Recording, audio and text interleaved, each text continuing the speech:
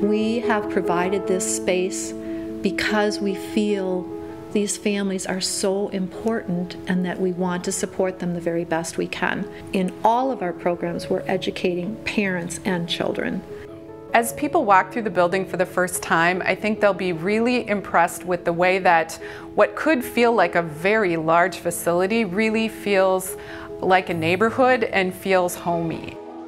Having access to a place to run and jump and play will be a great addition to what we've been able to offer in the past. Having bright, open, airy spaces for them to learn and explore is going to be really, really beneficial to their development and, frankly, to the staff that work with and teach the youngest children. The new facility is going to be able to show these parents that are in need of these services everything that's out there to benefit their children. Now that they can coordinate, whether it be speech or occupational therapy or physical therapy, on top of the classroom setting, that is going to make a drastic difference for the parents to reduce their stress level. The great thing about this building is that we'll be able to collaborate. By integrating our services, our professionals learning from one another, the education professionals knowing what the medical professionals are providing for that child or that family, we feel will enhance our services across the board.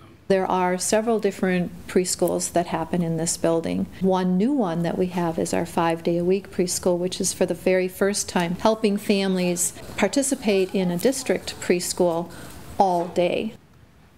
Early childhood family education is just that. We're not just educating the child, we're educating the whole family. Our intent is to really help them learn together. So a classroom will be set up with activities for parents and children to do together.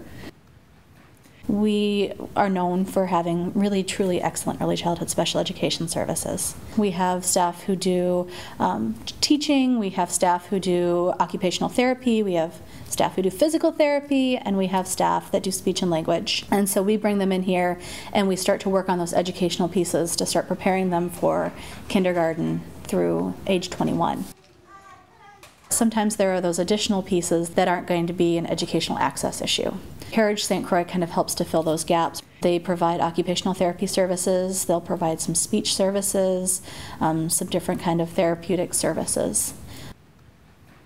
Students who have deaf, hard of hearing needs, they'll have services that then give them support in their deaf and hard of hearing services up through kindergarten.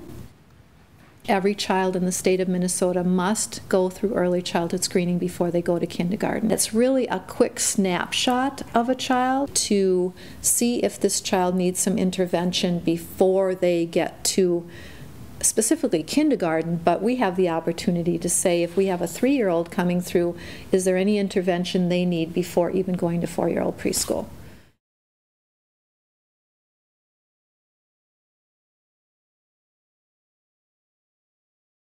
We wanted it to be shared by a lot of the community partners that worked with families and young children. I was a school nurse for the Stillwater School District and started with the early childhood program, early childhood special education program. So in early childhood family education and special education kind of were really merging with our services. Decided we needed a bigger building and we moved to an older site, and it didn't take long and we totally outgrew it. We didn't have the space to do the classes that we wanted to do to offer programs for children. I loved early childhood, what I was doing, and would talk about it so much. I think they began to see the benefit of that too, that education could start early with a greater benefit for the children and the family.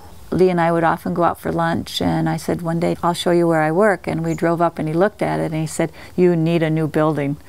And he was a very determined man, so he went and changed his estate plan to include an early childhood family center, a donation, a bequest for the building, and then an endowment fund bequest to help manage programs after.